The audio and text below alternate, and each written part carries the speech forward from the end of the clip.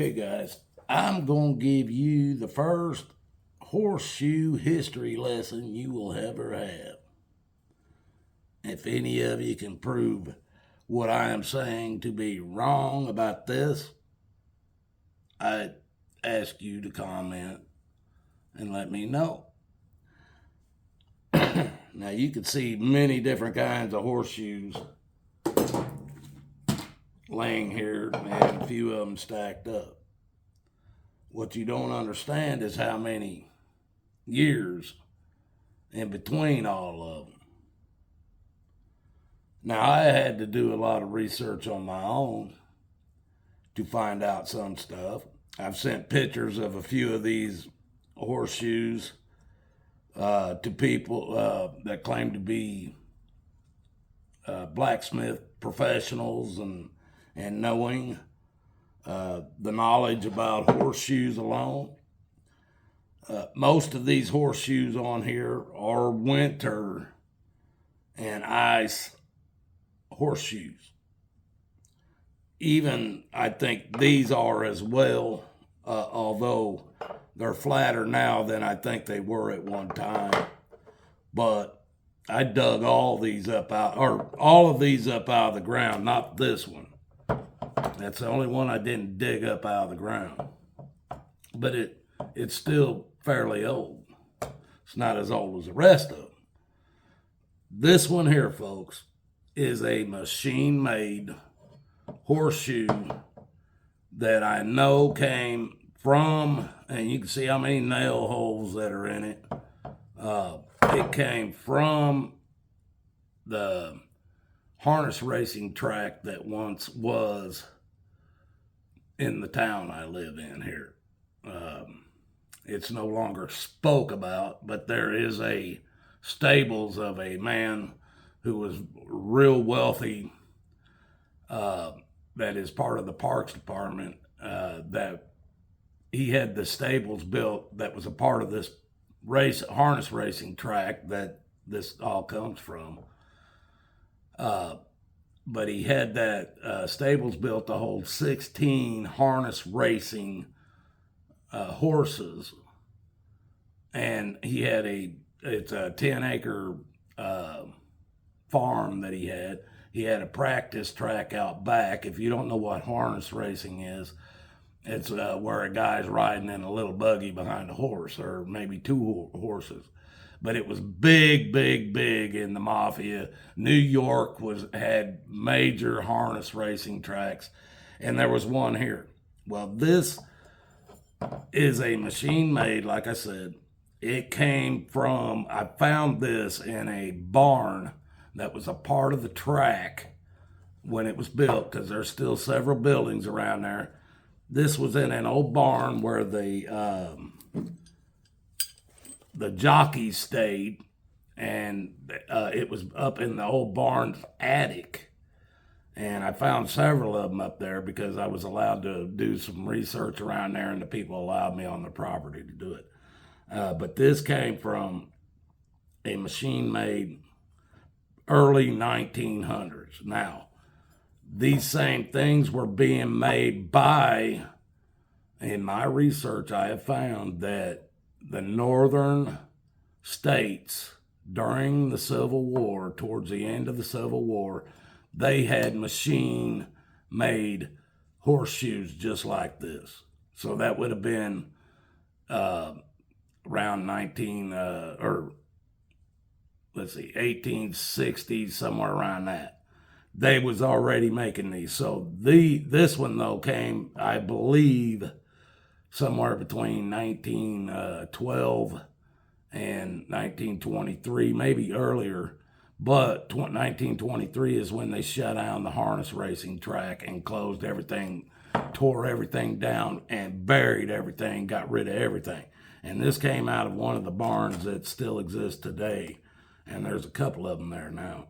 But the rest of these came off of the stables that this rich man had all of his harness racing thoroughbreds, I guess you'd call them, or whatever. They were high dollar horses. He had 16 of them on this one property.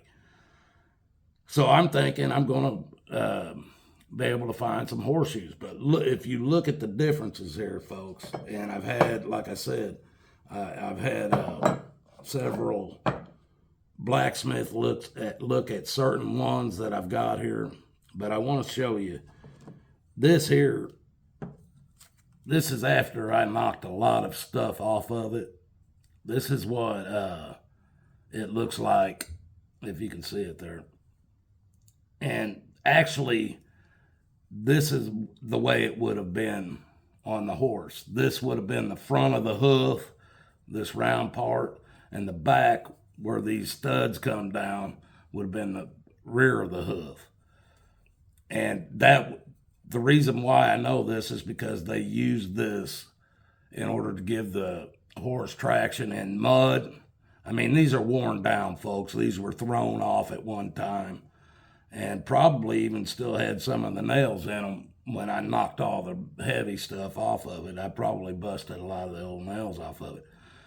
But that would have been down, and that would have been for traction control, basically, on the horse hoof. Now, I want to show you with this one, after I knocked off a lot of the stuff, I cleaned it with a wire brush. I didn't even do the backside. This is how it was, and there's, as you can see, there's a nail right there, still in it. But I wanted to show you, this is what it looked like, and then when I hit it with a wire brush, it looks like that. This is what one looks like, and you can see the bottom where the hooks are right here that would have been coming down. They were wore out, and that would have been a winter mud. It wouldn't have been something you'd want them walking on with rocks or something like that, but that would have been, and there's still some nails in this one too. But also during the Civil War, now I thought that's what this one was, but I'm going to use this one here. They said at the beginning, or in the Civil War, they started doing what they called a steel toe on the front of the hoof.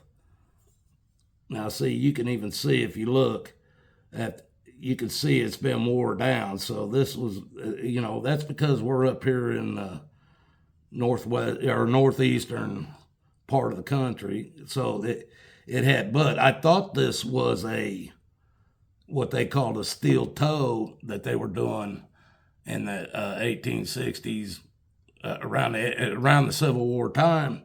They started bringing up a steel toe on the front of these horseshoes. Well, that's what I thought this was, but this, you can clearly see, ended up being damage from a horse. It probably is what knocked the shoe off the horse's hoof. I thought it was a steel toe, but it wasn't. He bent it. But this one I cleaned up and already painted.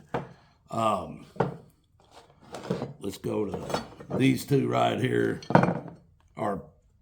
You can see the big, longer points on it instead of just these smaller ones like this one here. That would be your traction. You can see this one here has a lot longer traction on it, so it was more to give it more traction. Now this one here also has this nick on this front, just like this one here does. And I thought they were steel toed, so that would bring them around I would say if they were steel toed, it would be Civil War to the beginning of the 1900s.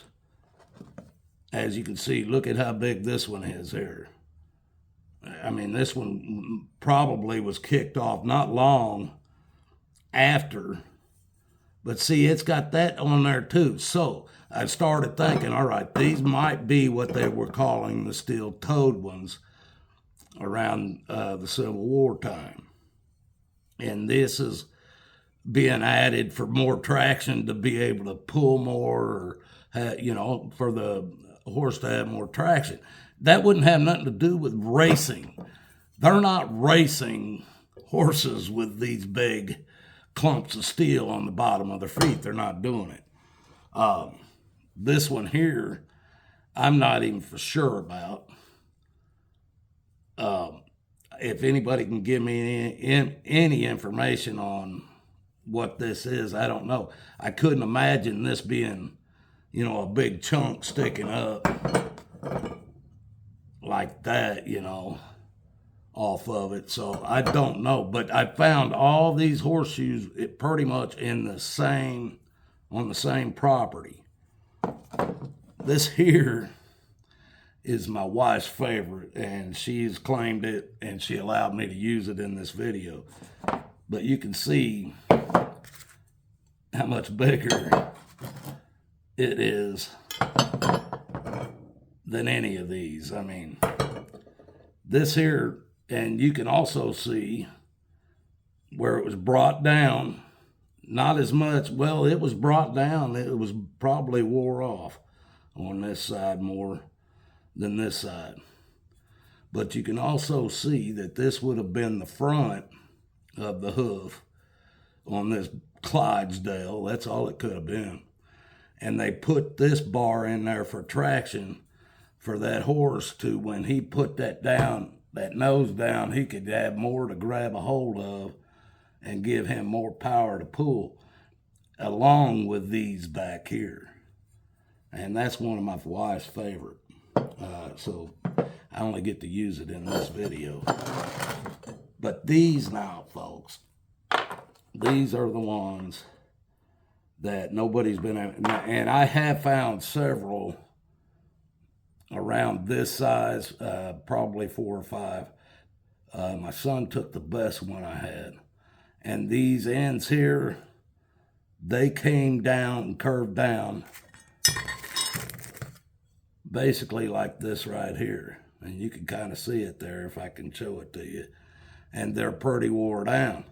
But if you look at the difference in the thickness of these horseshoes, I mean, there's the machine-made one with it.